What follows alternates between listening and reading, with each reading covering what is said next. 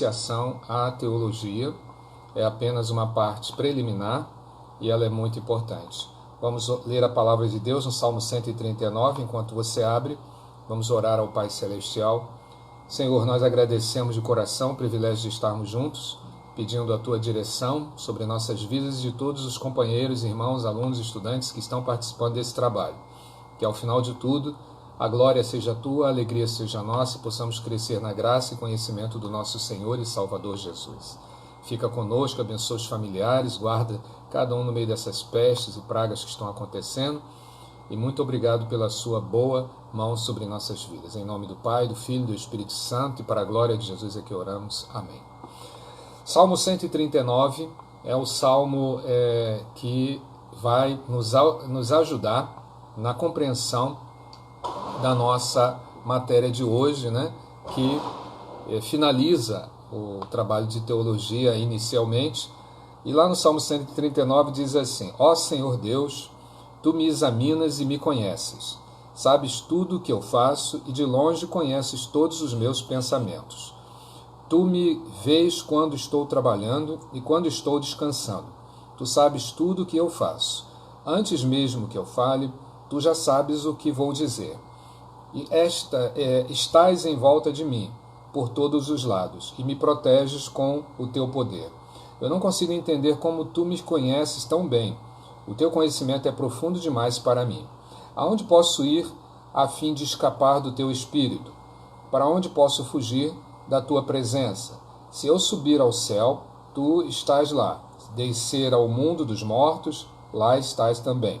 Se eu voar para o Oriente, ou for viver nos lugares mais distantes do Ocidente, ainda ali a Tua mão me guia. Ainda ali Tu me ajudas. Eu poderia pedir que a escuridão me escondesse e que em volta de mim a luz virasse noite. Mas isso não adiantaria nada, porque para Ti a escuridão não é escura e a noite é tão clara como o dia.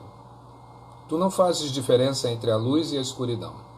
Tu criaste cada parte do meu corpo, Tu me formaste na barriga da minha mãe. Eu Te louvo porque deves ser temido. Tudo o que fazes é maravilhoso. Eu sei disso muito bem. Tu viste quando os meus ossos estavam sendo feitos, quando eu estava sendo formado na barriga da minha mãe, crescendo ali em segredo. Tu me viste antes de eu ter nascido. Os dias que me deste para viver foram dados todos escritos no Teu livro, quando ainda nenhum deles existia. Ó Deus, como é difícil entender os Teus pensamentos, e eles são tantos. Se eu os contasse, seriam mais do que os grãos de areia. Quando acordo, ainda estou contigo. Ó Deus, como eu gostaria que Tu acabasse com os maus. Gostaria que os homens violentos me deixassem em paz. Eles falam mal de Ti, contra Ti falam coisas ruins. Ó Senhor Deus, como odeio os que Te odeiam, como desprezo os que são contra Ti.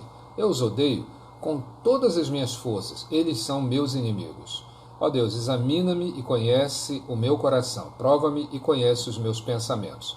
Vê se há em mim algum pecado, guia-me pelo caminho eterno. Amém?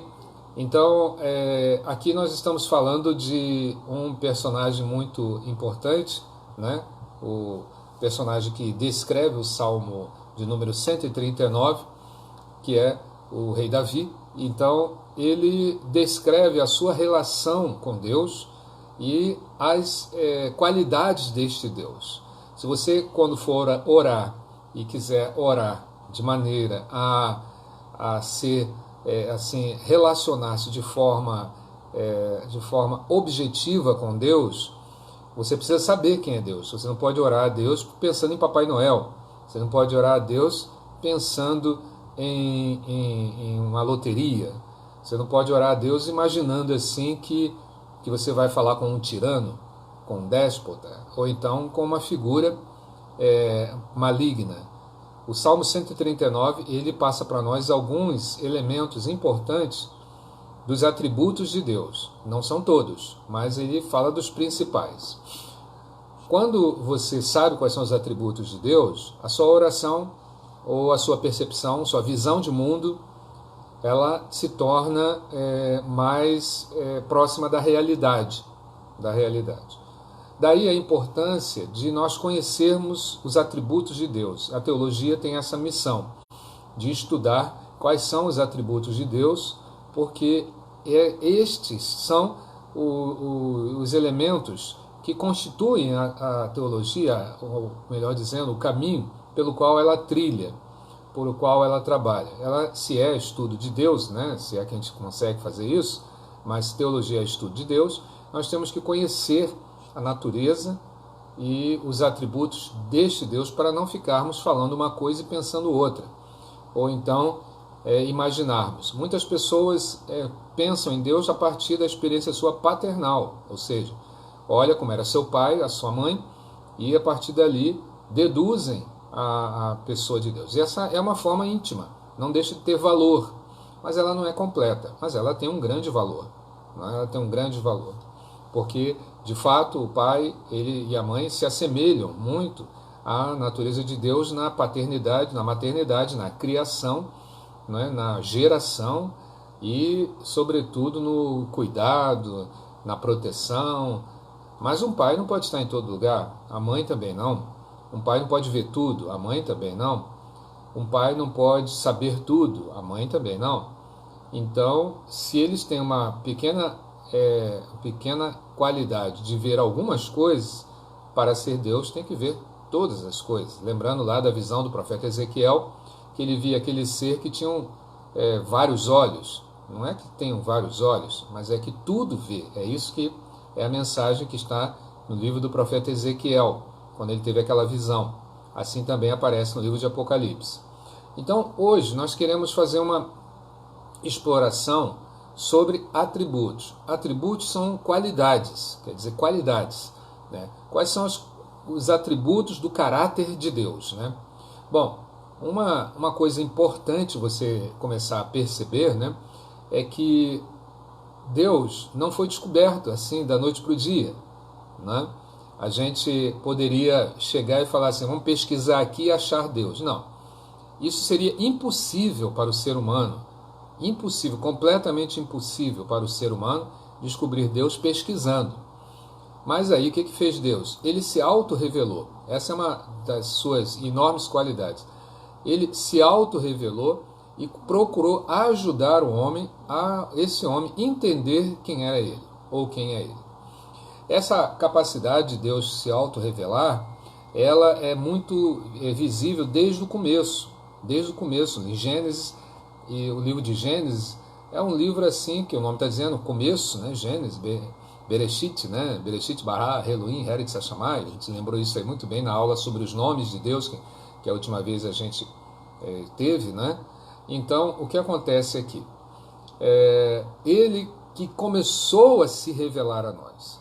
Ele começou a mostrar para o homem que ele existia como um Deus único, verdadeiro, invisível, e que tudo sabe, tudo pode, tudo tem em suas mãos e tudo está em tudo, né? Está em tudo e nós estamos nele também. Bom, essa designação atributos, às vezes a teologia também ela denomina estudo de qualidades de Deus. Muitas vezes a teologia utiliza essa expressão atributos para tentar falar de qualidades. Há também algumas pessoas, alguns estudiosos, que preferem usar o nome as perfeições de Deus. De modo que nós devemos, de certo modo, com essas expressões sinônimas, focalizarmos na temática realmente dos atributos, porque eles procuram descrever quem é Deus. Então, é a partir daí. Então, quem é Deus, né? Quem é Deus? Então, nós não estamos fazendo um estudo bíblico. Nossa proposição aqui não é fazer um estudo bíblico. É claro que tem conteúdo bíblico. É claro que tem, fundamentação bíblica. Mas, necessariamente, não é a nossa missão aqui na teologia fazer estudo bíblico. O estudo bíblico é como se fosse o letreiro de uma loja, né? O conteúdo, a mercadoria está lá dentro, nas prateleiras, né? E a essência está lá nos depósitos, né? Então, aonde é que nós estamos indo? Não estamos indo no letreiro, não estamos indo nas prateleiras, nós estamos indo lá no depósito. para conhecer lá no profundo, né, verdadeiramente quem é Deus. Bom, é importante entender que Deus não pode ser explicado. Isso é uma das coisas muito importantes que você e eu, quando alguém falar, eu quero falar sobre Deus, eu vou explicar quem é Deus, a gente vai ficar em silêncio, porque realmente não é possível explicar a Deus. Outra coisa também, não é possível definir Deus, né? Definir, Deus é. Bom, né? É difícil definir. Embora você encontre versículos na Bíblia falando que Deus é luz, que Deus é amor, que Deus é paz e assim sucessivamente, mas isso daí estão se falando de algumas qualidades, algumas manifestações de Deus. Então, Deus não tem como a gente definir, não existe capacidade humana para compreender a Deus. Não existe. O cérebro, né, essa caixa que a gente tem aqui, que tem essa massa encefálica, né, que tem 5 metros, né, se tirar de dentro desse crânio de osso, né, ainda mais eu com essa cabeça aqui tão peluda, então você sabe muito bem que se estender dá 5 metros. Há bilhões de neurônios, há os troncos encefálicos, há uma porção de coisas ali. Você sabe que o tronco encefálico, se cortar ele, você está morto, né? Na hora. Pode tirar parte do cérebro, mas o tronco encefálico não pode, não. Não vamos entrar em neuroanatomia aqui. O que eu estou tentando dizer para você é que com todos os bilhões de neurônios, com todas as nossas capacidades, dendritos e todas essas conexões, né? Com todos esses isoladores para transmitir sinapses, sinais e sentidos nossos, ainda assim não somos capazes de conseguir explicar a Deus. Há centenas, milhares de anos se tenta fazer isso. Por quê? Porque é impossível. O máximo que a gente consegue é compreender a revelação de Deus a nós. Então, quando isso vem a nós, Ele próprio se revela. Agora, é evidente que a natureza, nós já vimos aqui, muita gente gosta de adorar a natureza, né? É evidente que os tempos, as ocasiões, eles manifestam para nós a glória de Deus, mas necessariamente não são Deus. Existem alguns conceitos conosco que são conceitos que estão tão firmados em nós que parecem ser verdades. E a gente nem consegue viver sem esses conceitos da vida odierna, da vida secular, por exemplo, né? Por exemplo, se eu falar para você que não existe presente, passado e futuro, se eu dissesse para você, você vai achar que é uma loucura, porque afinal, hoje é o presente, ontem foi o passado e amanhã é o futuro. Então, para você existem essas realidades. Mas estudiosos, Albert Einstein, disse que isso é uma ficção, né? Um grande físico, né, cientista, ele disse que essa história de passado, presente e futuro é uma pedagogia ficcional nossa, porque não existe passado, presente e futuro. O que existe é tempo. Tempo é que existe. E o tempo em si não tem essas separações, essas definições, elas são conceitos nossos que fazemos para tentar descrever ou tentar criar períodos, criar momentos que justifiquem o nosso avanço. Sim, ontem eu tinha cabelo, né? Outro dia eu tinha pouco cabelo, hoje tem cabelo nenhum, entende? E amanhã, quem sabe, né? Eu possa ter cabelo. Então, mas no passado eu tenho fotos minhas, eu era de um jeito. Hoje sou de outro, e amanhã serei de outro modo, de outro jeito. Assim como todos nascemos, vivemos e morremos.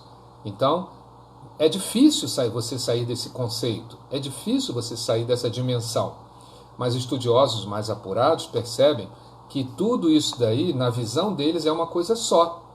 Nascer, viver e morrer é uma coisa só. Não há diferença, somos nós que dividimos em fases. Veja bem, se para compreender a nossa própria natureza é complicado, você imagine para compreender a natureza de Deus. Eu falei uma porção de coisas aqui agora sobre tempo, me fundamentei numa teoria de Albert Einstein, um físico muito importante, considerado um dos maiores cérebros da humanidade, né? Uma das maiores inteligências da humanidade, e ele disse que isso é uma ficção nossa, né? Então, você ficou satisfeito? Claro que não, você não consegue totalmente discernir isso. E isso está falando da nossa natureza, da nossa realidade humana. E se fôssemos falar da realidade de Deus? Então fica mais difícil. Por isso é que Deus se revelou a nós. Revelou a nós. No livro de Romanos, capítulo 2, nós temos uma afirmação da revelação de Deus a nós como sendo indesculpável. Nós não temos como dar desculpa, porque Deus, Ele quis se revelar a nós e o fez de forma espontânea. Ninguém pediu, tanto é que Abraão não é apresentado como um homem de oração. Você não vê falar que Abraão era homem de oração, mas você vê falando de Abraão como um homem de relação com Deus. Então, no capítulo 2 de Romanos, você tem a expressão aqui que fala sobre essa questão das pessoas, e dentro desse texto de Romanos, vejam bem, fala como é que esse homem mortal, né, como é que esse homem mortal tem dificuldade de compreender a glória de Deus, tem dificuldade de compreender a própria pessoa de Deus. Você poderá ver isso depois, com mais assim exatidão. No versículo 5 diz assim, de Romanos 2, mas o seu coração é duro e teimoso, por isso você está aumentando ainda mais o castigo que vai sofrer no dia em que forem revelados a ira e os julgamentos justos de Deus. Então, a dificuldade, vejam bem, a enorme dificuldade do ser humano de compreender a pessoa de Deus, por causa do quê? Da sua humanidade, da sua pequenez. Quando você ouve alguém dizendo que não crê em Deus, que não acredita em Deus, que Deus não existe, normalmente, quando você vai ver, tem alguns elementos muito semelhantes. Ou essa pessoa é uma pessoa frustrada com religião, frustrada com fé, frustrada com Bíblia, frustrada com experiências religiosas, ou essa pessoa não consegue enquadrar dentro do seu conceito teórico a própria pessoa de Deus, não consegue encaixá-lo ali de maneira nenhuma, porque ele está olhando Deus debaixo de uma cultura muito grande, mas essa cultura muito grande ela é muito limitada, mas muito limitada para compreender a extensão de Deus. Há pouco tempo atrás, os estudiosos, os astrônomos, colocaram, aliás, há muitos anos eles lançaram um telescópio chamado Hubble, que é o nome de um grande pesquisador que foi o pai dos telescópios, então vamos assim dizer. Então eles gastaram 4 bilhões de dólares, né, e colocaram o telescópio lá. O telescópio, no entanto, apresentou defeitos. Aí eles mandaram uma equipe, mais 4 bilhões, para corrigir e ampliar o telescópio. Quando o Hubble chegou lá no espaço a primeira vez, ele deu um zoom e percebeu que o universo é enorme, né? A nossa Via Láctea é fantástica, né? E tinha alguns conceitos, né, que eles traziam em si. Dentre os conceitos que eles trouxeram, que havia um campo negro, escuro, né, no universo, e aquele campo escuro não tinha nada. Ali eles entendiam que nada tinha. Esse conceito de astronomia e astrofísica durou mais de um século. Então, quando eles colocaram uma lente nova e deram um zoom, eles viram que havia muita coisa no universo. E lá, uma certa ocasião, todos já tinham ido embora para casa, um dos pesquisadores de plantão, né, resolveu aproveitar que o Hubble estava passando com seu foco nesse espaço negro do universo, do espaço, melhor dizendo. E ele aproveitou, apertou lá uma tecla, deu um zoom ali. Quando ele deu um zoom, a imagem passa por dentro daquele buraco negro, vamos assim chamar, e ele descobre inúmeros universos, inúmeras galáxias, planetas, Via Láctea, tanta coisa. E ele fotografou tudo e chegou perto dos seus colegas e disse: olha, nós estamos errados. É maior do que o que nós estávamos pensando. Nós pensamos que tínhamos descobrido grande coisa, mas ainda estamos longe, muito longe, imensamente longe da imensidão. Então você vê, se um cientista, ele, como realmente Steve Hawkins, né, ele não acreditava em Deus e morreu não acreditando em Deus, defendia isso e muita gente gostava disso. É claro que eles nunca vão conseguir acreditar assim com tanta facilidade, porque Deus é muito maior que tudo isso. E nossa missão como teólogos não é explicar cientificamente a pessoa de Deus. Nós estamos constatando as suas qualidades. É por isso que na teologia é importante se estudar os atributos de Deus, porque nós estamos vendo que Ele se revela e como Ele se revela a nós. E isso nos ajuda muito a compreender a sua natureza, muito mais do que pegar um telescópio, ficar com conceitos que duraram 100, 200 anos e depois descobrir que está tudo errado, entende? Então, quando nós estamos estudando Deus, estamos estudando a nossa experiência objetiva. Por isso que existe uma escola que defende que a teologia é proposicional. Proposicional significa dizer que ela trabalha na experiência de cada um de nós, e não meramente no conceito, na teoria que cada um de nós traz. Então, os atributos de Deus também nos auxiliam a compreender a natureza infinita de Deus e a sua relação com o universo. Uma das primeiras coisas que você tem que registrar, anotar no seu caderninho, é que Deus é autoexistente. Ele é diferente de nós nessa parte. Nós temos semelhanças com Deus e a nossa semelhança não é física. Tem gente que pensa assim, Deus tem olhos, tem mãos, tem pés, tem isso, aquilo outro. Não, essa é uma natureza humana própria para o ambiente onde nós nos encontramos. Na verdade, nós falamos que Deus tem mãos, mas isso daí é um antropopatismo, aliás, um antropomorfismo, né? Quando nós estamos dando morfe, quer dizer forma, né? Nós estamos atribuindo a forma de Deus, aliás, a forma humana a uma ação de Deus, ou uma manifestação de Deus, tá certo? Então a gente fala, a mão de Deus nos guia, mas também a gente vê na Bíblia, muitas vezes falando que debaixo das asas de Deus, né? E também os pés de Deus, nós ouvimos falar, nos guia Deus como fogo, como nuvem. Então, esses são antropomorfismos, né? Agora, quando nós falamos da ira de Deus, do amor de Deus, nós falamos da alegria de Deus, nós estamos falando de antropopatismo, né? Antropopatismo. O que é o antropopatismo? Então, representa os sentimentos humanos que nós compreendemos que Deus esteja agindo assim. Daí que você muitas vezes vai ter que encontrar um conflito, né? Um conflito humano, porque de um lado a Bíblia diz que Deus não muda, e do outro lado a Bíblia diz que Deus se arrependeu. Entendeu? Aí como é que pode, se Deus não é homem para que se arrependa, né? Mas aí a Bíblia diz que Deus se arrependeu de haver criado o ser humano. Então, o que é isso? Deus se arrependeu ou não se arrependeu? Isso é antropopatismo, que quer dizer, na realidade, a gente está tentando, o ser humano está tentando compreender essa virada que Deus deu na história, né? Essa virada, Deus estava criando o ser humano e fazendo algo, e de repente ele muda essa direção. Aí o escritor colocou, Deus se arrependeu. E aí ele escreve lá, me arrependo de haver criado o ser humano, né? Está em Gênesis muito claro isso daí, né? Então isso é antropopatismo, porque Deus não se arrepende, mas nós seres humanos nos arrependemos.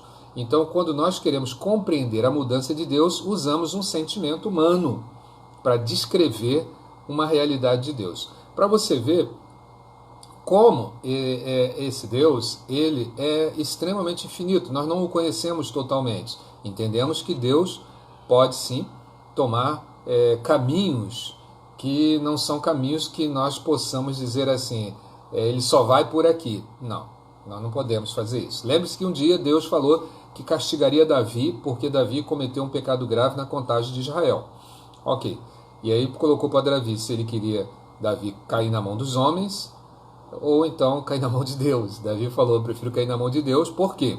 Porque Davi falou, eu sei que há misericórdia. E Davi ficou esperando a misericórdia de Deus. Aí você vê, foi uma porção de gente morrendo. Muita gente morrendo, muito fracasso, muita fome, muita tristeza, muita doença. E quando chegou em Davi, a vez de Davi, estava sofrendo muito, seu projeto de governo estava fracassando. Então, a Bíblia diz que o anjo ia matar Davi, quando Deus deu um brado e parou aquilo. Ora, por que Deus deu um brado e parou aquilo?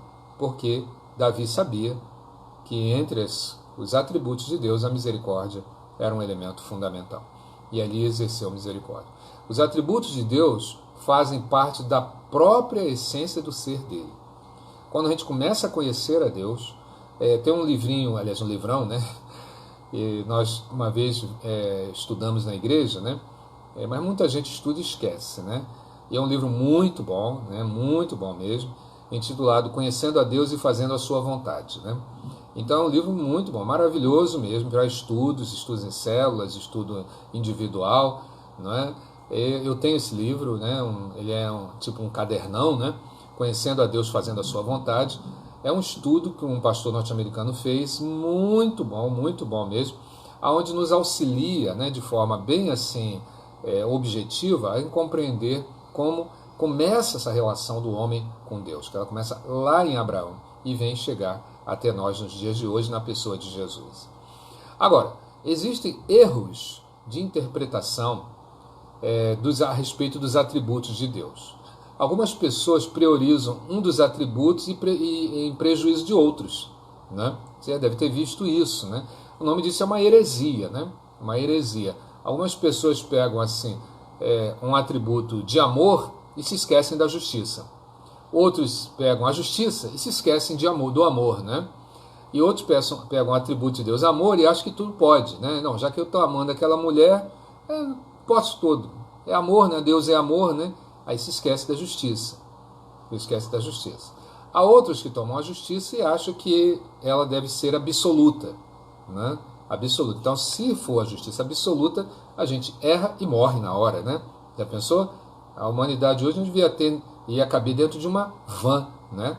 Se nós ficássemos assim, errou, pecou, morreu, né? Pecou, morreu. E não ia ficar ninguém, né? Não ia ficar ninguém. Mas é claro que pecar nos leva à morte, né?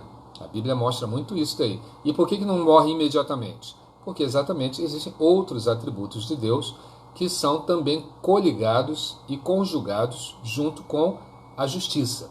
Então, por isso, não adianta você pegar e usar um atributo de Deus como se fosse uma faca, porque aí você está incorrendo na heresia, né? A heresia ela é uma forma deturpada, né, egoísta, soberba, né, orgulhosa de se construir uma fé pautada simplesmente na fé sem conhecimento, né? O conhecimento é totalmente distorcido. Sabe o que é uma distorção, né? Distorção é quando você olha para uma realidade e vê outra. Digamos assim, você começa a ler e as letras embaçam, né? As letras embaçam. Aí você precisa de óculos para tirar aquela distorção, né? Então você olha para uma realidade, mas vê outra, né? Vê outra. E a heresia é uma distorção. Ela pega alguns aspectos da doutrina, do conhecimento e transforma em assuntos que não são fundamentados na palavra. Tem vários digamos assim, fragmentos da Bíblia. Você nota, por exemplo, Testemunhas de Jeová é uma seita, né, que ela pega inúmeros textos bíblicos, mas inúmeros textos bíblicos, e constrói uma doutrina baseada naquela colcha de retalhos e força seus membros a decorar aquilo quase que numa lavagem cerebral.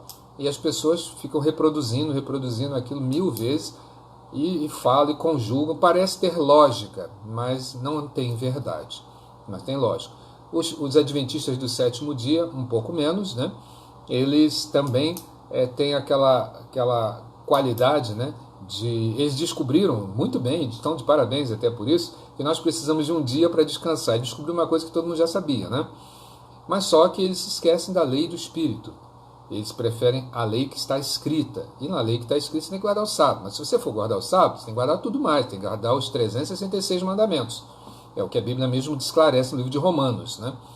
Então eles se estribam porque nós nos reunimos no domingo, nós estamos guardando. Aí eles fazem aquela história toda, né, de Constantino, do deus Mitra, e vai embora aí, tal, deus do sol, não sei o que lá. E eles não leem a lei do Espírito que está na Bíblia, né? Que é diferente. Então, ao pegar o sábado, né? Que não digamos que esteja errado, mas para nós precisamos de um dia na semana. Eles pegar o sábado, e esse sábado aí, eles colocam como uma faca no pescoço das pessoas, eles se fundamentam com um mar de textos bíblicos, aí eles estão apelando, né? Apelando. Então não é muito fácil você debater com eles, porque eles argumentam muito baseado na letra da palavra e não no espírito que essa palavra traz. Assim sendo, é perigoso quando você pega um atributo e separa ele dos outros e acha que porque descobriu um, todo aquele um é quase como se fosse único o atributo. Então esse é um erro de interpretação, né? A interpretação ela tem que ser coerente, profunda, verdadeira. Então Deus é amor, mas é justiça também, já diz uma canção, né? Deus é amor, mas é justiça também. Os atributos de Deus, eles na realidade eles se complementam. Eles não excluem nenhum. Eles se complementam, mas não excluem nenhum. Lembre-se que Paulo, enquanto Saulo, matou Estevão, né? Era o comandante daqueles que foram lá matar Estevão e ficou com as suas roupas nas mãos, demonstrando ser ele o mandante daquele tipo de ato, o autor ideológico e também o mentor daquele assassinato, daquela execução religiosa fanática. Então o que aconteceu? A Bíblia diz em Atos 9 que quando ele se converte, todos ficaram espantados, mas Deus diz para Barnabé e Ananias que era necessário que Paulo sofresse por amor a Cristo. Ou seja, o que ele plantou, ele colheu na sua vida. Não como uma punição, não é que Deus estivesse punindo, mas é uma questão de uma lei natural da criação, né? Enquanto houver humanidade, Gênesis 8, 28, 29 diz isso. Enquanto a humanidade existir, tudo que o homem plantar, ele vai colher, ele vai comer, ele vai viver daquilo. Pois bem, então os atributos não podem ser isolados, eles têm que ser complementares, eles têm que ser coligados, eles não podem excluir nenhum outro. Ah, Deus é amor, então vamos excluir aqui a misericórdia, vamos excluir a justiça, vamos excluir outros atributos. Não, não pode. É como o fruto do Espírito, não existe os frutos, existe o fruto do Espírito. Não existe, não, eu recebi o fruto da presença de Jesus, estou sentindo amor, mas você não está sentindo fé, você não está sentindo benignidade, você não está sentindo domínio próprio, você não, eu estou cheio do Espírito, mas como alguém pode estar cheio do Espírito e não tem domínio próprio? Como pode isso? Então, não existe uma separação, vocês estão entendendo? Agora, a pergunta que você pode fazer, tudo bem, pastor, está muito legal, eu estou começando a entender, mas quais são os atributos de Deus? Olha, os atributos que Deus, a gente tem alguns, os atributos que a gente precisa entender. Lá ao longo do curso, lá para daqui uns 2, 3 anos, a gente vai ter que entrar a fundo nessa questão desses atributos, porque eles vão ter um papel fundamental. Existem atributos de Deus que eles são incomunicáveis. E existem atributos que são comunicáveis. Pode isso? Claro que pode. Você vai ver aqui comigo hoje, aqui você, principalmente que pagou o curso, que está em dia, está entregando o seu trabalho, está orando por mim e está fazendo a obra. Tá certo?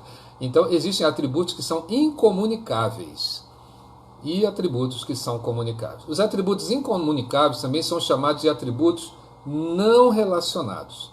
São aqueles que Deus não compartilha com nenhuma criatura. Ou seja, são atributos exclusivos de Deus. Ele não os comunicou a mais ninguém. São atributos incomunicáveis. E existem atributos comunicáveis. São aqueles atributos que Deus compartilha, pelo menos de uma certa medida, né, com o homem. Os atributos comunicáveis foram impressos na nossa própria criação, na própria criação da humanidade.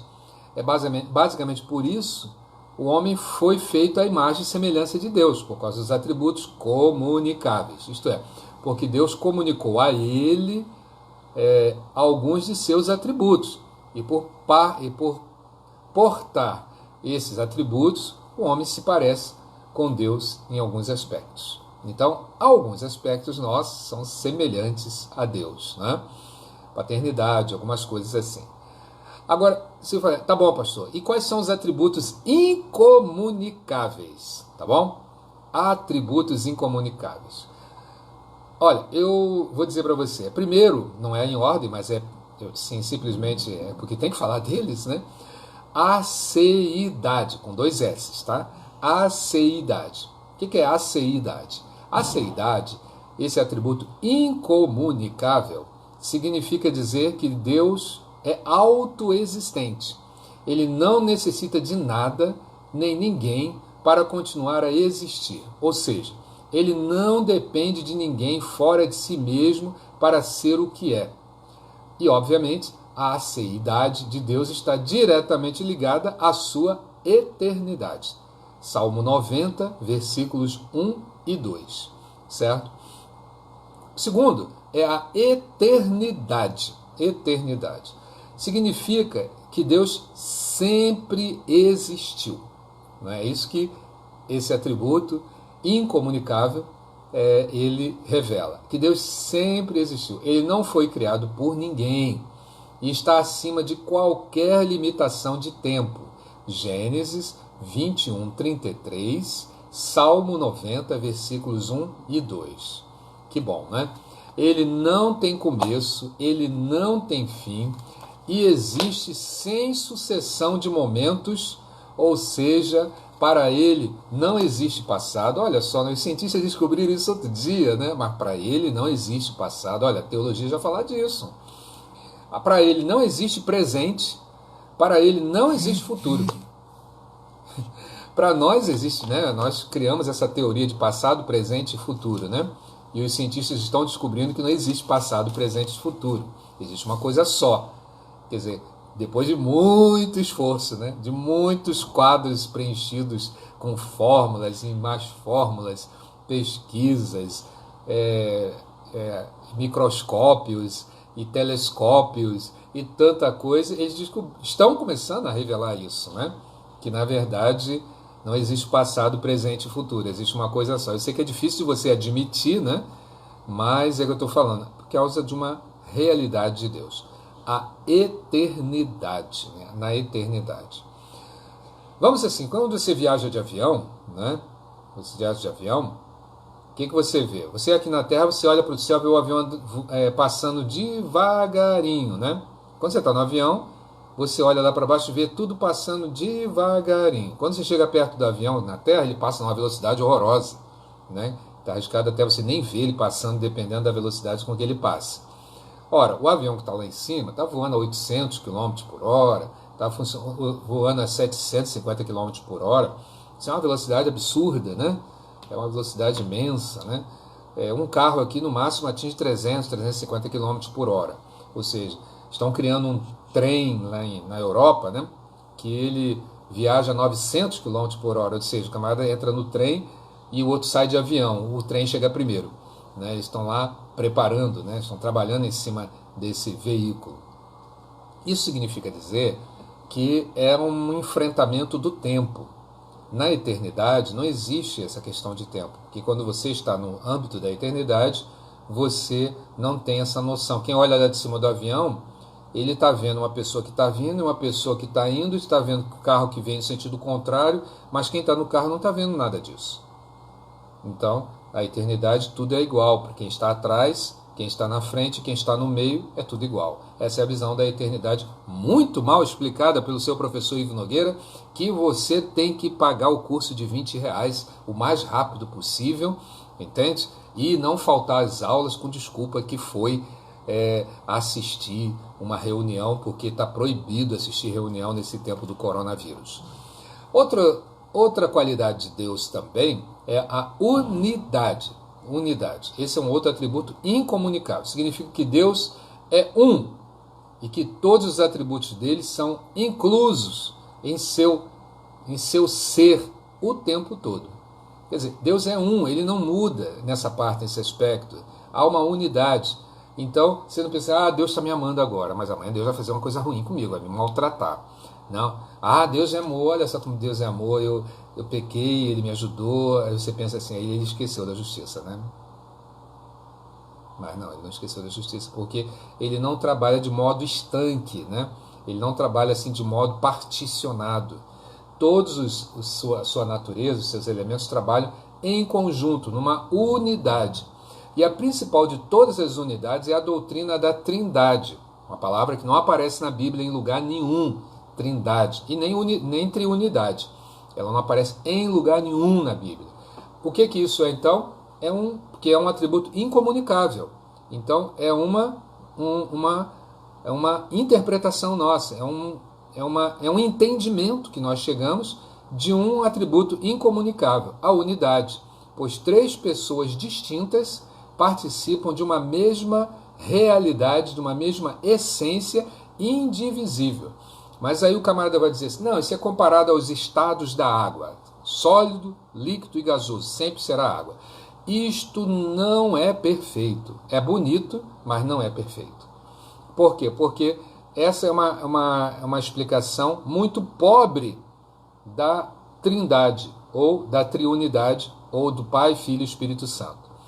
Bom, mas é o que muitas vezes as pessoas conseguem entender razoavelmente. Então não é de modo assim ilustrativo, não é errado, mas de modo essencial é pobre.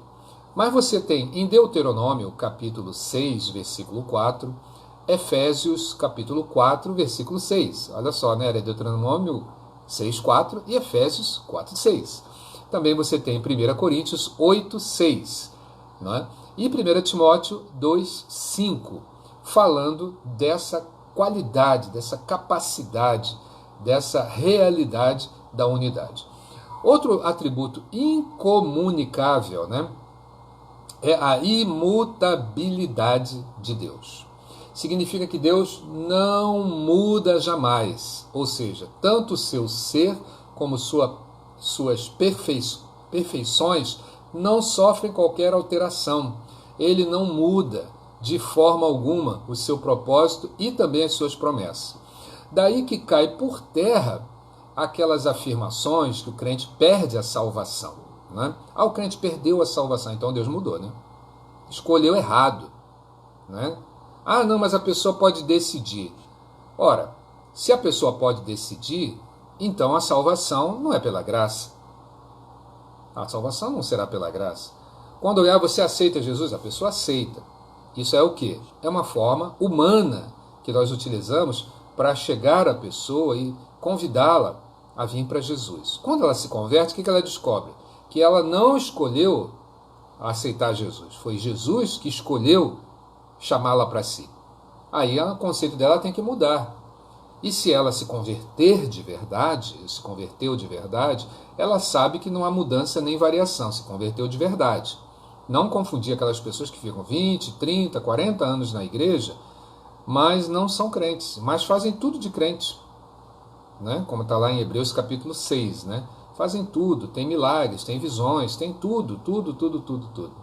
Mas no íntimo não se converteram genuinamente. Em Tiago, capítulo 1, versículo 17, o escritor diz ali que em Deus não há mudança e nem variação. Não há mudança e nem variação. Então, a imutabilidade de Deus, se ela não existe, nós podemos perder a salvação, ganhar de novo. Eu conheci um crente que ele era uma bênção lá na aeronáutica, né, no Caju, no Rio de Janeiro, um bairro chamado Caju, que é perto, é na Baía de Guanabara, né, perto da Praça Mauá, ali da rodoviária, e emenda tudo ali, uma região portuária, né? E eu trabalhei lá durante quase um ano. E tinha um crente que ele era uma bênção de Deus, mas ele era uma bênção a partir de sexta-feira. Sexta-feira esse homem falava em línguas, profetizava e milagres aconteciam. Ele fazia, sabe, coisas assim extraordinárias. Ele trabalhava, ele era tipo um garçom, né? Que é taifeiro. E era um rapaz muito elegante, né? Muito bonito, muito bem apessoado, tinha esposa, filhos. Sexta-feira esse homem, ele falava em língua, fazia uma opção de coisa. Sábado ele pregava, ia para a feira, ia para hospitais e uma porção de coisas. Domingo ele pregava na igreja. Segunda-feira ele chegava muito crente até meio-dia. De meio-dia de segunda-feira até meio-dia de sexta-feira, esse homem, tudo que você imaginar de ruim ele fazia. Tudo. Então, ficava uma coisa interessante. Quando os crentes que eram da Assembleia de Deus, que eram da igreja dele, diziam assim, perdeu a salvação. Aí, segunda-feira, meio-dia, ele perdia a salvação. E ficava sem salvação até sexta-feira, meio-dia. Sexta-feira, meio-dia, ele vinha para o culto, se ajoelhava, chorava igual uma criança, caía no chão, rolava, babava e falava em línguas e uma porção de coisa. E ele ganhava a salvação. E aí ele se reconciliou. E assim ele pregava, era uma pregação maravilhosa. E passava o final de semana. E às vezes acontecia, às vezes na quinta, às vezes acontecia na sexta, até antes acontecia. Então eu ficava observando que esse homem perdia a salvação, ganhava a salvação. Perdia a salvação, ganhava a salvação. Perdia a salvação, ganhava a salvação. E eu ficava me perguntando, mas pode isso? Será que Deus está brincando com a gente? Você ganha a salvação e perde a salvação. Ganha a salvação e perde a salvação. Estudando sobre isso, a gente chegou à conclusão que ele perde a comunhão, que é parecido com perder a salvação. Mas ele era um crente de verdade. Mas só que tinha coisas na vida dele que nunca tinham sido resolvidas, principalmente no aspecto da sua sexualidade. Não havia solução sobre isso. E ele estava numa igreja que era proibido falar de qualquer assunto no campo sexual. Então, aí, quando chegava na segunda-feira, esse homem caía, como diz aí na linguagem vulgar, na gandaia, né? Ele perdia, claro que ele perdia a comunhão, né? Você vê na palavra de Deus momentos em que a própria palavra de Deus demonstra que personagens, eles clamaram, né, dizendo assim, Senhor, não retires de mim o teu Espírito Santo. Não retires de mim o teu Espírito Santo. E por que não retirar o Espírito Santo? Porque o personagem estava sentindo-se sem a presença de Deus na sua vida. E isso lhe trazia muitos prejuízos, muitos danos também. Eu também quero dizer para você que nesse mesmo patamar, né, desculpa aqui, vou dar uma ajeitada aqui, nesse mesmo patamar, a imutabilidade de Deus, ela é tão importante para mim e para você, porque ela nos ajuda a entender um pouco da justiça de Deus, de como Ele opera na nossa vida, de como Ele opera na vida de cada um de nós. Mas isso daí nós vamos retomar depois, porque essa questão da imutabilidade de Deus, ela precisa ser melhor explorada, né? Porque as Escrituras Sagradas falam muito a respeito desse aspecto da imutabilidade de Deus. Outra questão, outro atributo também é a infinitude de Deus. Infinitude. O que significa isso? Que Deus é infinito. Em seu ser, ele é infinito. Ele não sofre qualquer tipo de limitação. O tempo e o espaço não podem limitá-lo. 1 Reis, capítulo 8, versículo 27. Atos dos Apóstolos, capítulo 17, versículos 24 a 28. Nada pode limitar Deus. Então, tirem da sua cabeça essa ideia de tempo, né? A gente fala assim, chegou o tempo de Deus, né? É o nosso tempo. Alguém fala assim, Kairos, né? O tempo de Deus é o Kairos. Kairos quer dizer uma época, né? O Cronos quer dizer um tempo contado minuto a minuto, dia a dia, mês a mês, ano a ano, né? E uma época pode ser um período, né, de 10 anos, de 15 anos, de 20 anos, né? Agora, na linguagem humana, né, nós temos essa visão finita, né, de tempo. Mas para Deus não existe essa ideia de tempo. Tire da sua cabeça, você vê que isso está muito ligado ao aspecto da eternidade, que é o nosso segundo atributo importante, né? Então, a infinitude de Deus nos leva a essa compreensão. Essa é uma qualidade de Deus que é muito difícil de você estudar, a infinitude de Deus. Mas por causa da nossa limitação, ela é muito difícil de você estudar sobre a infinitude de Deus.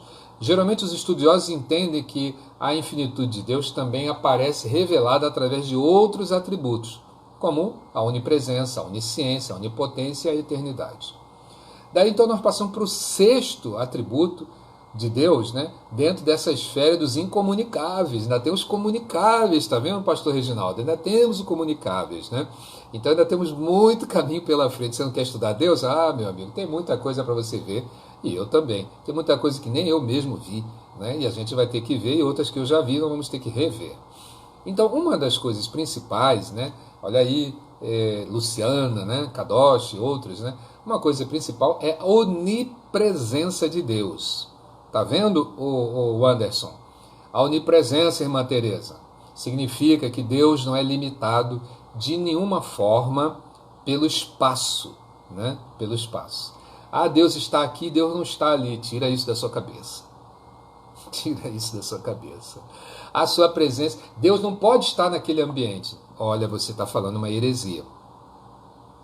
Não, pastor, mas está todo mundo lá bebendo, se prostituindo, se drogando, as pessoas estão matando, falando mal umas das outras. É um inferno aquilo ali. Pois Deus também está no inferno. E não é heresia. Entende? Não é heresia. Deus está em todo lugar. Então, de modo que Ele está presente em toda parte, com toda a plenitude do seu ser. Leu comigo aqui no Salmo 139, quando o rei Davi dizia: para onde eu me irei da sua presença? Então, Jonas pensou que podia se esconder de Deus, né? Ele foi para dentro de um navio, ele foi para o porão do navio, depois ele se jogou na profundeza do mar, e depois veio um peixe, ele entrou nas profundezas do peixe, e o peixe o levou para as profundezas do que ele chamou do inferno, né? Está lá escrito lá no livro de Jonas, né? Que ele foi para as profundezas, que ele se sentiu como nas profundezas do inferno, né? Então, para onde ele poderia ir de Deus? Se você é de Deus, você não vai poder conseguir, de maneira alguma, contrariar essa realidade. Não tem como. O que pode fazer? Você pode negar a Deus. Negar a Deus é uma coisa, mas fazê-lo desaparecer, não consegue. Depois a gente pode ver um pouco mais sobre onipresença. Eu volto a dizer que a gente vai voltar a ver isso. Outro atributo, que é o sétimo, né, dos incomunicáveis, né, é a sua onipotência. Né? Significa dizer que Deus possui todo poder. Isto é, seu poder é infinito e ilimitado. Deus é soberano, é capaz de cumprir todos os seus propósitos. 2 Coríntios, capítulo 6, versículo 18. Apocalipse, capítulo 1, versículo 8. Vou repetir, 2 Coríntios, capítulo 6, versículo 18. Apocalipse, capítulo 1, versículo 8. Ou seja, não tem gente que fala assim: eu orei e Deus não fez. Eu orei e Deus não aconteceu. Tem gente que pensa que é mandatário de Deus. Entende? Deus tem todo o poder, mas por que o poder de Deus não operou? Porque você está falando apenas separado um atributo de Deus. Você se esquece que existem outros atributos de Deus, conjugados. E esse atributo da onipotência, Deus tem todo o poder. Ninguém tem mais poder do que Deus. Não tem pessoa ou ser que tenha mais poder do que Deus. Isso nós aprendemos daquilo que nos foi revelado. O oitavo é que Deus é onisciente, ou a onisciência de Deus. Significa que Deus conhece todas as coisas de modo completo e absoluto. Você vai a um psicólogo, você vai a um psicanalista, você vai a um psiquiatra, e todo psi que você for estudar a sua alma, a sua mente, ele estuda, e sabe, no final tem que estudar mais ainda. Ele é toda hora surpreendido com aspectos profundos da existência humana, é um universo. Você vai no médico, ele estuda seu fígado, seus rins, seu pulmão, seu coração, seu sangue, tudo.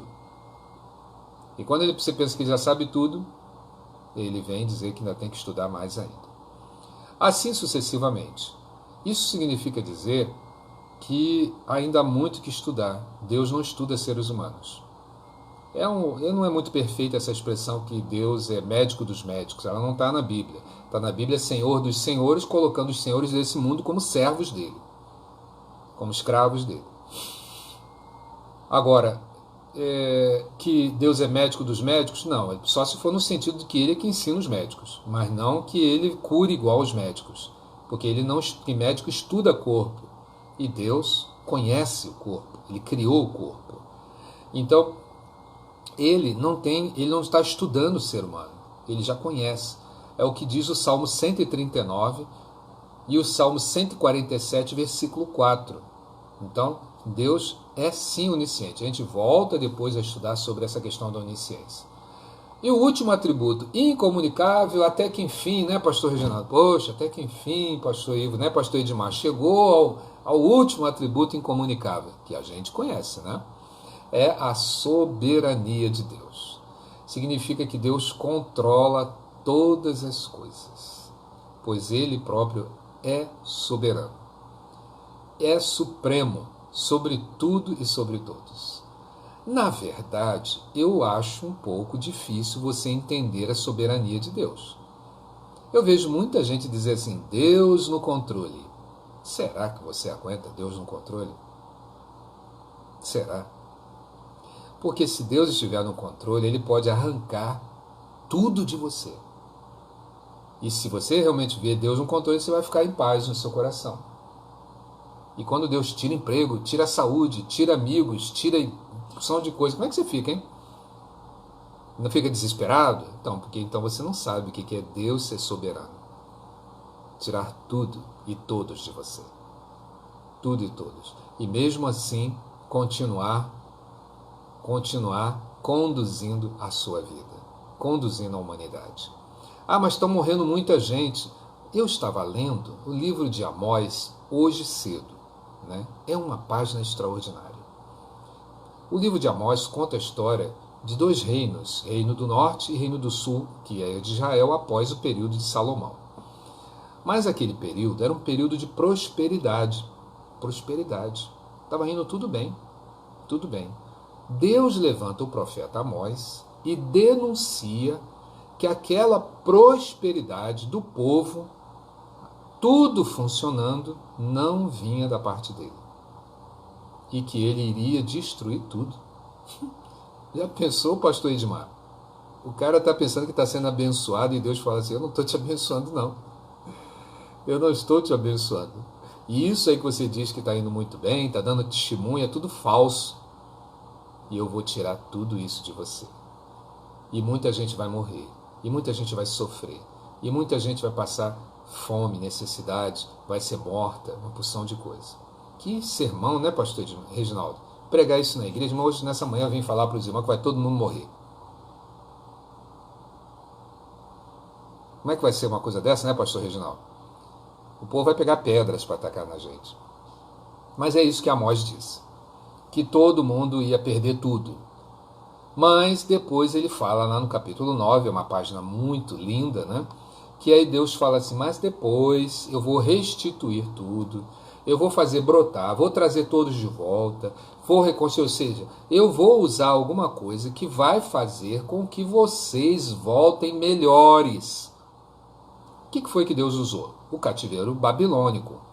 Ainda não havia sido estabelecido, mas ele falou que ele usaria realmente uma ferramenta muito dura, muito difícil, tiraria aquela prosperidade aparente, por causa de ela estar sendo construída com infidelidade. Com infidelidade. Pode durar um longo tempo que você conseguiu crescer na base da corrupção, na base da mentira, na base do roubo, uma opção de coisas. Mas lembre-se do Deus soberano, o Deus que está no controle de todas as coisas. Então Deus tirou tudo. Depois ele fala que ele vai devolver, aliás, ele vai fazer com novas bases. E as terras frutificarão, as terras darão seu fruto, e haverá abundância, e haverá salvação, que aponta para Jesus também. Em Filipenses capítulo 2, versículos 12 e 13, nós temos muito dessa realidade da pessoa do Deus soberano, né? Ele não anula a responsabilidade humana. Embora soberano, não anula a responsabilidade humana. Continuamos a ter responsabilidades. Dentro do conjunto da sua soberania, tudo que plantamos nós colhemos. Dentro do conjunto da sua soberania, há também a sua justiça, o seu amor, a sua onisciência, a sua imutabilidade, a sua unidade, a sua onipresença, a sua infinitude, a sua eternidade, a sua aceidade. Todos esses atributos incomunicáveis trabalham em conjunto. Por isso até não chamaria de os atributos, eu chamaria de o atributo, né? Isso aí já é uma inclusão do seu professor amado, pastor Ivo Nogueira, certo? Bom, podemos caminhar agora mais um pouco. Você pode também fazer suas perguntas escrevendo aí, que eu Vou, no final, ver as perguntas que foram escritas e tentar respondê-las. Agora vamos aos atributos comunicáveis, né? Aqueles que são declarados explicitamente para nós. O primeiro deles, na verdade é o 10º dos atributos, né? O primeiro deles que é o amor. Ah, que lindo! Amor, né? Amor. Deus declara explicitamente, claramente, este atributo comunicável chamado amor. 1 João capítulo 4, verso 8 diz assim: Deus é amor. Olha só, está comunicando claramente para você um atributo de Deus. Amor, como um dos atributos de Deus, deve ser entendido, sobretudo, pelo aspecto do que os escritores do Novo Testamento chamaram de amor ágape. Isto é, resumindo, mal explicado pelo professor Ivo Nogueira, amor ágape é amor profundo e incondicional. Já pensou, Luciana Kadoshi? Você que vai casar brevemente com um rapaz bonito, rico, poderoso, crente pra caramba, fiel, entende? E um homem abençoado, cheio da promessa de Deus, temente ao Senhor, né? Um homem de visão, de oração, pregação, testemunho. Ixi, meu Deus do céu, quase que um anjo, né? Aí você imagina, você recebeu esse camarada, mas ele é pobre. Pobre de maré, merci, não tem um centavo. Mas ele tem todas essas qualidades. E você o ama. Você não está olhando para o dinheiro dele. Você não está olhando para a fama dele. Você está olhando para ele como a pessoa que você ama. E ele está olhando para você como a pessoa que ama. Ele está dizendo para você, Luciana, Sandra e todas as irmãs que estão debaixo da promessa, que ele vai com você, ficar rico, só porque ele, ao encontrar você e você ao encontrar ele, decidiram os dois juntos construir uma família abençoada. Então você não casou com ele, não o conheceu porque ele tinha dinheiro, você o conheceu porque ele foi amado primeiro por você e ele amou você primeiro que ele. É claro que vocês vão ficar ricos. E é claro que essa riqueza vai ser construída a dois. E não um tinha e o outro não tinha. E os dois passaram a desfrutar de uma mesma coisa e um acaba brigando com o outro, é claro. E você vai ficar muito próspera. E Deus vai lhe abençoar, a Sandra também. E vocês vão crescer maravilhosamente, entendeu? Por que isso tudo daí, minha querida, meu querido, que estão ouvindo? Porque isso se chama amor incondicional. Incondicional. O amor incondicional não põe condições. Não põe condições. Olha quanta gente aí, a Sailândia, eu vi isso na nossa cidade, e não só na nossa cidade não, que às vezes quando a gente está aí, acho que é só aí que acontece, mas isso não é verdade. Quanta gente casa com outro, não, porque eu vou casar com esse aqui, porque esse aqui é rico. Ou então porque ela ali tem boas condições, ou porque aquilo ali é bonito, aquela ali é bonita. Não. Quantas pessoas estão, depois disso daí, descobrem que são infelizes. E muitos descambam para imoralidades muito sérias mesmo em suas vidas. Às vezes a gente não entende, mas isso está muito presente. O amor de Deus é profundo, é incondicional. Deus ama você na sua essência, a sua essência. Sabe o que é a sua essência? É o que está mais intimamente ligado dentro de você, lá no profundo, que você não consegue de modo algum trazer para fora, a não ser expressando alguns atos, alguns gestos. Essa essência, isso que está lá dentro de você, que não é a sua aparência, não é a sua aparência, Deus ama você por causa desta essência, esse amor incondicional. Então, quando o seu filho ou a sua filha, irmão pastor Reginaldo, for casar, é óbvio que o que você vai procurar é o caráter dessa pessoa. O que o caráter é? Ele expressa um pouco da essência da pessoa. O caráter expressa um pouco da essência. Então, se há um elemento que expressa muito dessa essência, é o caráter da pessoa. Então, nesse sentido daí, essas jovens, né, que vão se casar, seus filhos também, os olhos paternais vão olhar para o caráter da pessoa. É claro que esses jovens podem estar apaixonados, mas vamos olhar o caráter. Isso tudo eu estou tentando falar por causa da palavra amor, que é muito, muito, muito confundida com sentimento. E amor não é um sentimento. Não é um sentimento. Amor tem sentimento, mas amor não é sentimento. Amor, ele revela um sentimento chamado afeição.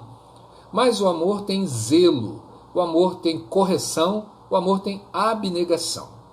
O apóstolo Paulo disse que ele poderia, no 1 Coríntios capítulo 13, ele poderia ter muita fé, ser missionário, fazer benfeitorias, ajudar o próximo, fazer coisas assim maravilhosas, mas ele podia fazer sem amor. Pode fazer sem amor. Você pode admirar, poxa, que lindo ali, está fazendo aquela coisa tão bonita, mas pode estar sendo feita sem amor. Mas quem sou eu para julgar? Mas Deus conhece a essência. Ok? A Bíblia diz que o amor é paciente, o amor é zeloso, né? O amor não arde em ciúmes, né? O amor não é inseguro, não arde em ciúmes e não é inseguro, certo? Então eu profetizo na vida da Luciana, da Sandra, os melhores casamentos de toda a cidade onde elas se encontrarem, também para a Isabelle e para todos os jovens, meu filho Lucas e também todas as moças do nosso ministério, da igreja, e que sejam amados com amor incondicional, porque você pode estar deitado num hospital, você pode estar sentado num palácio, você é a pessoa amada e as alegrias são grandes. Deus nos ama nessa condição, você pode estar todo enlameado e o amor de Deus é incondicional. Esse é um atributo comunicável. O apóstolo Paulo escreve que o amor é derramado por Deus no nosso coração. Romanos 5,5. Ele derrama o seu amor no nosso coração. E certamente é uma manifestação muito grande de Deus ao enviar o seu próprio Filho Jesus. É uma demonstração de amor imenso para morrer por pecadores, né? Miseráveis, flamenguistas e toda essa gente assim doente, né? Ele veio e morreu na cruz, né? Então nós temos que perdoar também essas pessoas, porque Deus também em Cristo perdoou. E Ele nos ama, e Ele nos perdoa, e Ele morreu por pecadores, como eu e você, e gente muito pior. Este ato é um ato que Deus fez de amor, um gesto de amor que nenhum de nós merece. É chamado de graça de Deus em Efésios, capítulo 2, versículos 4 a 8. E mais uma vez ali é ressaltado um atributo de Deus, do amor, e não anula a santidade de Deus. Você poderia falar assim, poxa, vem cá, se Deus perdoa pecadores, onde é que está a santidade, a justiça e a retidão de Deus? Pois é, na santidade, na justiça e na retidão, ele tinha que matar os pecadores, né? Né, pastor Reginaldo? Tinha que matar os pecadores. Mas lembrem-se que os atributos de Deus trabalham em conjunto. Eles não trabalham separados, eles trabalham em conjunto. Não existe amor de Deus separado da santidade de Deus. Pela santidade, todo mundo morto. Pela justiça, pela santidade, todo mundo queimado. Pela justiça, todo mundo morto. Pela retidão, todo mundo sentenciado. Seria assim. Mas o amor, a misericórdia, né, a graça de Deus operam de modo diferente. Por quê? Porque a santidade de Deus, a justiça de Deus produziu uma regra, uma lei, produziu uma sentença. E para onde foi essa sentença? Ah, mas Deus é justo? Sim, mas ele produziu uma sentença. Que sentença foi essa? A cruz do Calvário. Ele pôs Cristo na cruz e cumpriu a retidão, a justiça e a santidade dele ali. Ele cumpriu ali. Por isso é que quando nós olhamos para a pessoa mais miserável desse mundo, nós temos misericórdia. Porque Jesus o amou de tal maneira, Deus o amou de tal maneira que deu o seu Filho unigênito para morrer na cruz por ele. Por ele. Isso significa dizer o quê? Isso significa dizer que aquela pessoa que você e eu temos assim muitas vezes como reprovada, é uma pessoa que já está justificada pelo sacrifício de Jesus. Aí você vai dizer, mas pastor, não existe qualquer lógica na Bíblia sobre isso. Mas isso não é uma questão de lógica, é uma questão de fundamentação teológica, né? E os atributos de Deus, eles são sujeitos ao amor de Deus, são vinculados ao amor de Deus, eles são relacionados ao amor de Deus. Outro atributo muito importante, né, é a bondade de Deus. Se a gente fosse falar do amor de Deus, a gente ficava aqui meia hora falando do amor de Deus, porque tem muito assunto. Mas a bondade de Deus é um atributo diretamente ligado ao amor. A bondade está muito vinculada ao amor, mas ela foi uma atitude, um atributo comunicável. Ele enfatiza a benevolência de Deus para com as suas criaturas. A benevolência, sabe o que é benevolência de Deus? Deus te deu um sustento financeiro.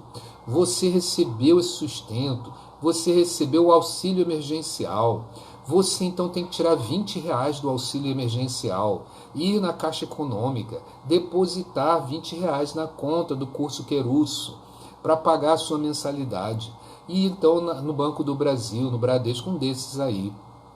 Isto representa dizer que a benevolência de Deus, Deus tocou no coração dos governantes e Ele fez isso por você.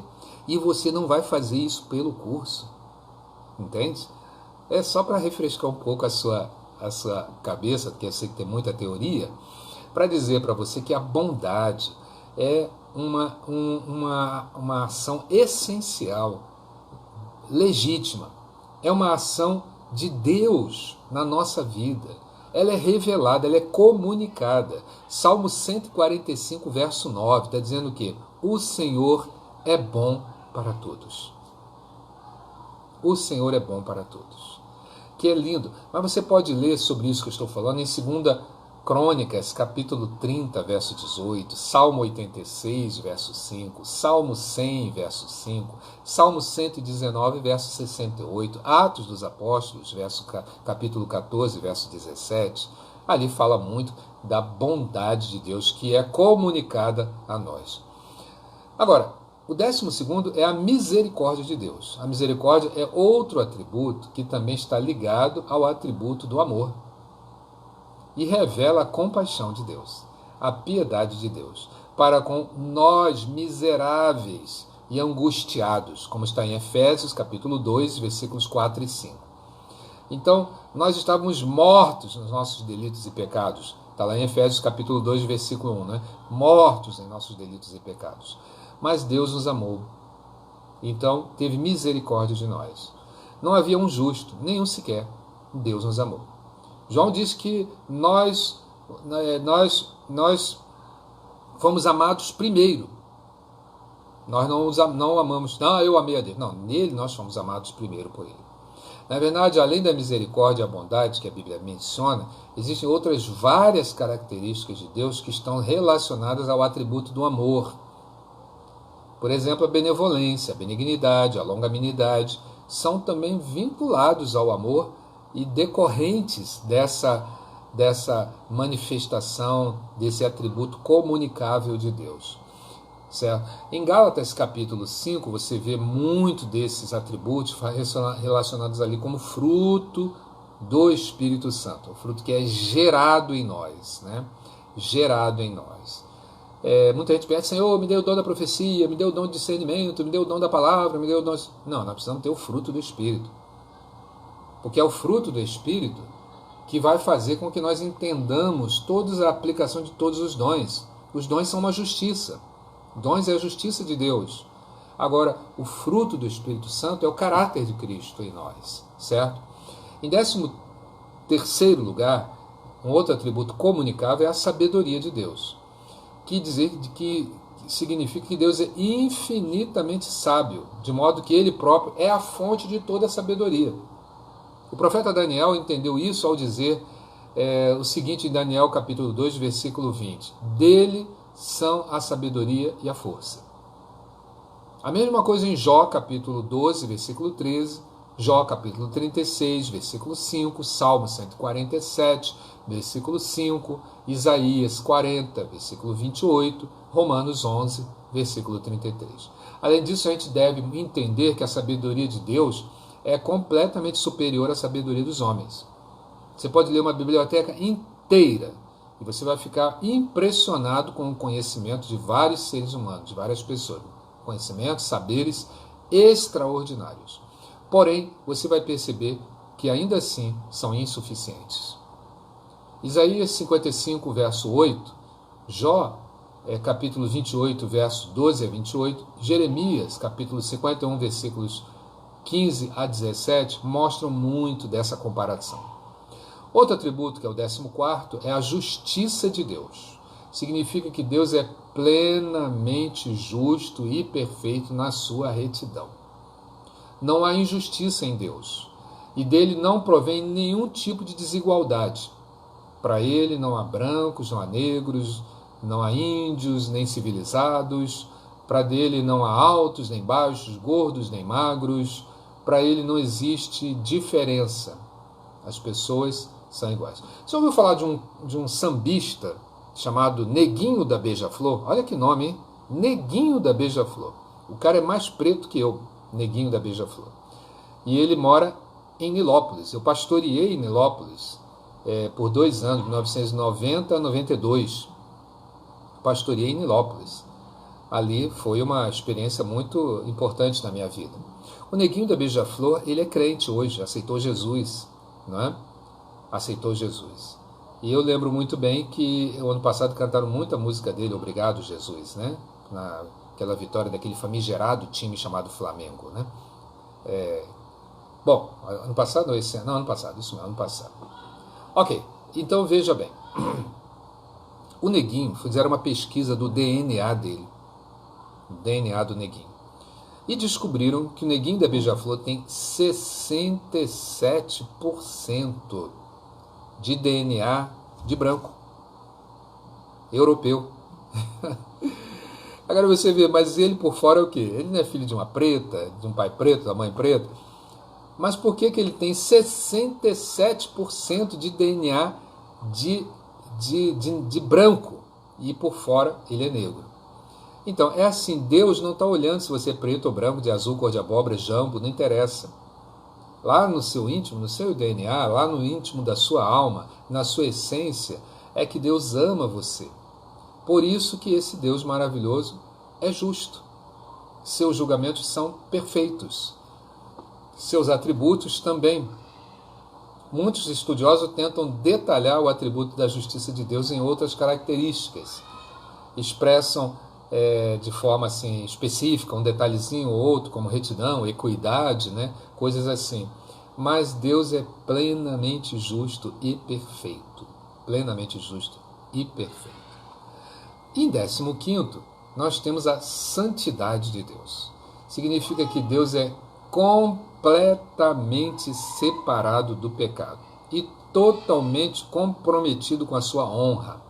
Ele nunca está relacionado a qualquer coisa impura ou qualquer comportamento indigno. Ele pode estar num ambiente cheio de pecado, mas ele não se relaciona com pecado. Pecado é uma prática. Pecado é uma doença, né?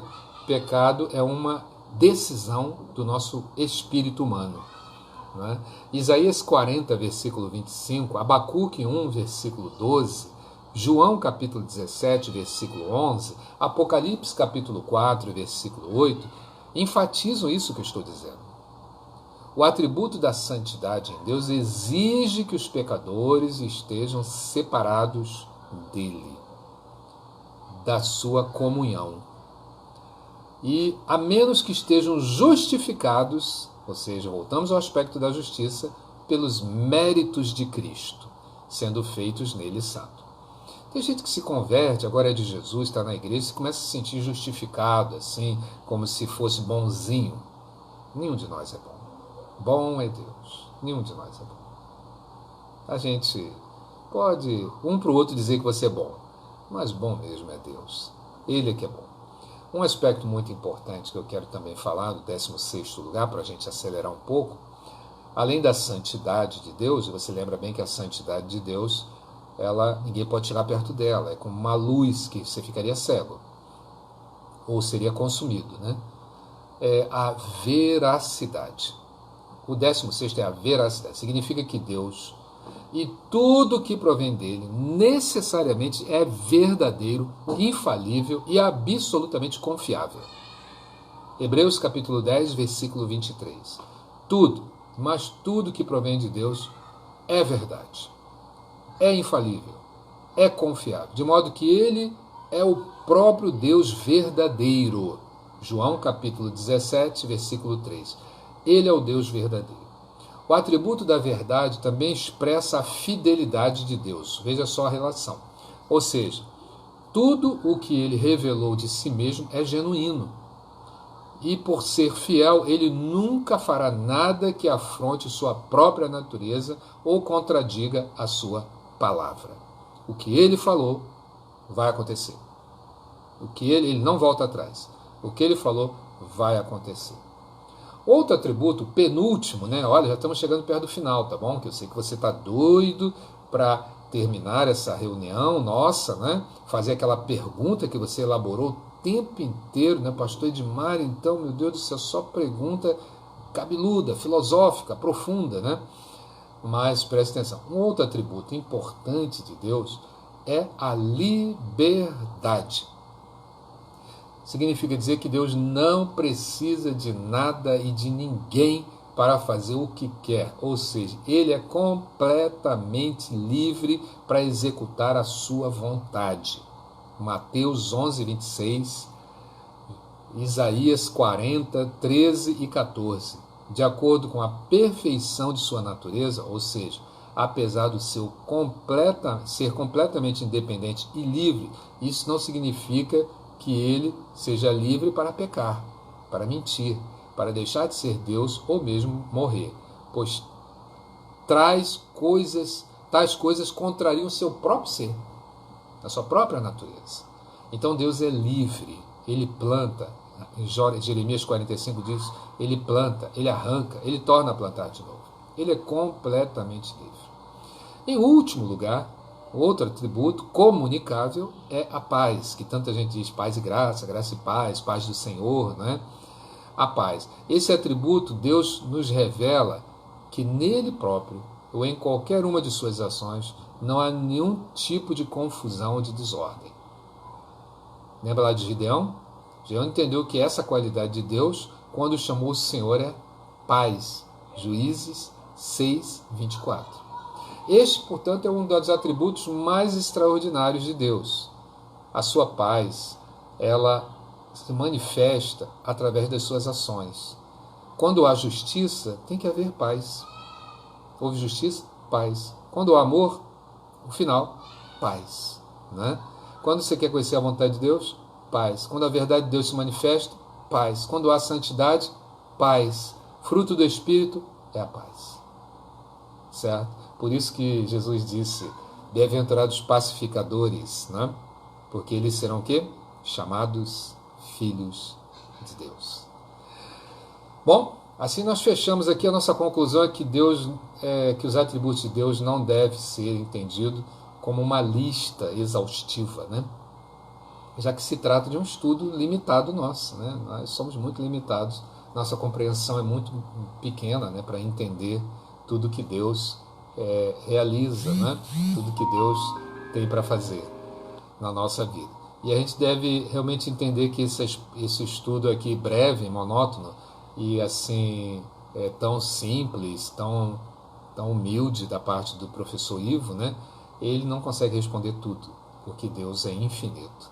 Infelizmente, muita gente que se intitula cristão não conhece os atributos de Deus. Acaba criando para si uma visão distorcida, um tipo de Deus que não é o Deus da Bíblia, não é?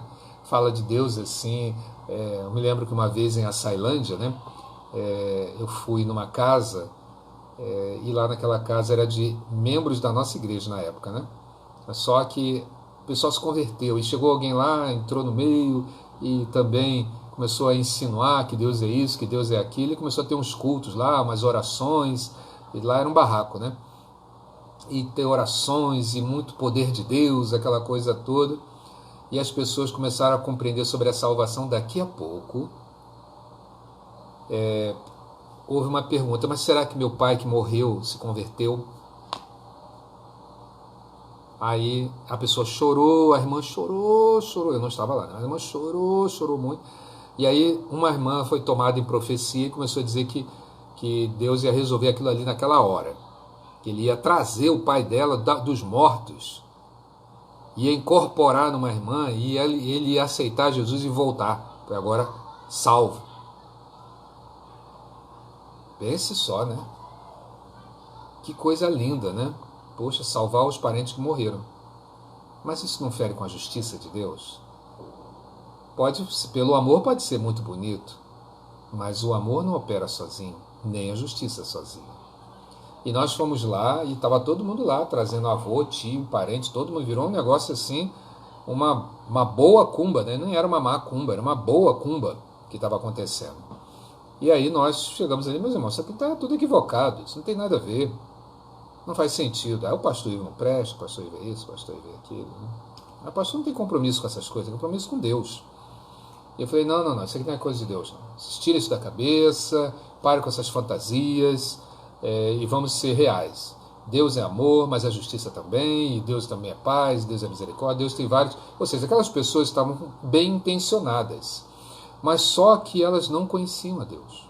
Ou pelo menos não conheciam alguns atributos comunicáveis de Deus, quanto mais os incomunicáveis, né?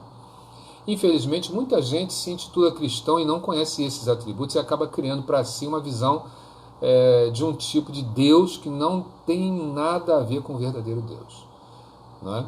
Tem gente que cita falsos versículos da Bíblia, né? E uma porção de coisa, tudo baseado numa falta de entendimento de Deus. E somos nós que, infelizmente, vamos desconstruir aquela coisa que às vezes aparentemente está funcionando muito bem, né? Muito bem. Né? Eu tive uma amizade muito grande com o Frei Narciso, que faleceu, né? Mas ele era idólatra, né?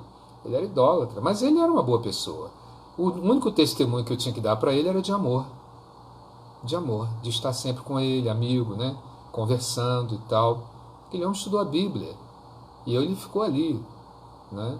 E ele gostava muito de mim, graças a Deus. Então eu dei o meu testemunho, eu ajudei eles. Fiz projetos para o Abrigo conseguiu 250 mil reais com um dos projetos que eu fiz e conseguiu lá fazer lá um trabalho muito bom, uma série de coisas assim.